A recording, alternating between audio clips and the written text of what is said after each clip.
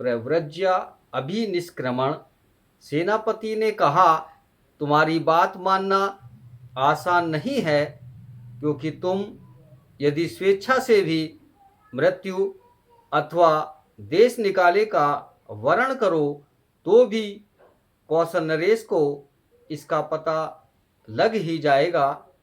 वह निश्चयपूर्वक इसी परिणाम पर पहुंचेगा कि शाक्य संघ ने ही यह दंड दिया होगा और वह शाक्य संघ के विरुद्ध कार्यवाही करेगा।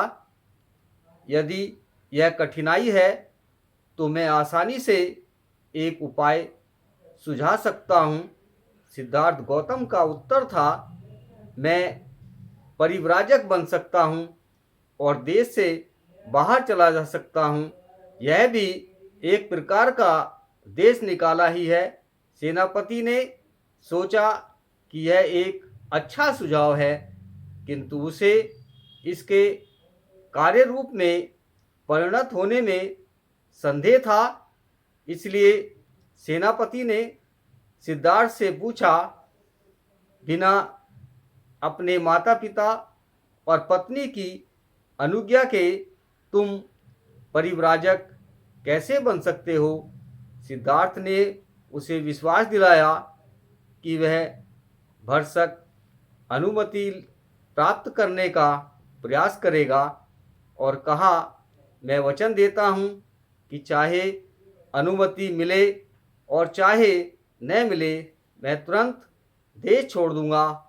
संघ को लगा कि सिद्धार्थ का सुझाव ही इस विकट समस्या का सर्वश्रेष्ठ हल है। संघ ने इसे स्वीकार कर लिया। सभा के सम्मुख जो कार्यक्रम था उसे समाप्त कर संघ विसर्जित होने को ही था कि एक तरुण शाक्य ने अपने स्थान पर खड़े होकर कहा, कृपया मेरी बात सुने, मैं कुछ महत्व की सूचना देना चाहता हूँ। उसे बोलने की अनुमति मिली तो उसने कहा, मुझे इसमें तनिक संदेह नहीं कि सिद्धार्थ गौतम अपने वचन का पालन करेगा और तुरंत देश के बाहर चला जाएगा। लेकिन एक बात है जिससे मैं थोड़ा चिंतित हूँ। अब जबकि सिद्धार्थ आँखों से अदृश्य हो जाएगा, तो क्या संघ का यही इरादा है कि कोलियों के विरुद्ध की घोषणा कर दी जाए? मैं चाहता हूँ कि संघ पुनः इस बात पर गंभीरतापूर्वक विचार करे।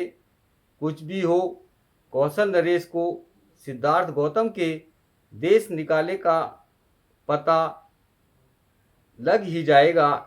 यदि शाक्य तुरंत कोलियों के विरुद्ध युद्ध की घोषणा कर देंगे तो कौशल नरेश समझ जाएगा कि सिद्धार्थ गौतम ने इसीलिए देश का त्याग किया होगा, क्योंकि वह कोलियों के विरुद्ध युद्ध छेड़ देने का विरोधी था। यह हमारे लिए अच्छा न होगा। इसलिए मेरा प्रस्ताव है कि हमें सिद्धार्थ गौतम को गृह त्याग और कोलियों के विरुद्ध वास्तविक युद्ध छेड़ देने के बीच कुछ समय को यूं ही गुजार देना चाहिए। अन्यथा कौशल नरेश इन दोनों घटनाओं में संबंध स्थापित कर लेगा। संघ को लगा कि निश्चय से यह बात महत्वपूर्ण है। नीति की दृष्टि से यह बात मान ली गई। इस प्रकार शाक्य संघ की यह दुखांत सभा समाप्त हुई और उस अल्पमत ने भी, जो युद्ध का विरोधी था किंतु जिसने अपनी बात साफ साफ कहने का साहस न था, संतोष की सांस ली कि एक अत्यंत भयानक स्थिति से किसी न किसी तरह पार हो गए। नमो बुद्धाय।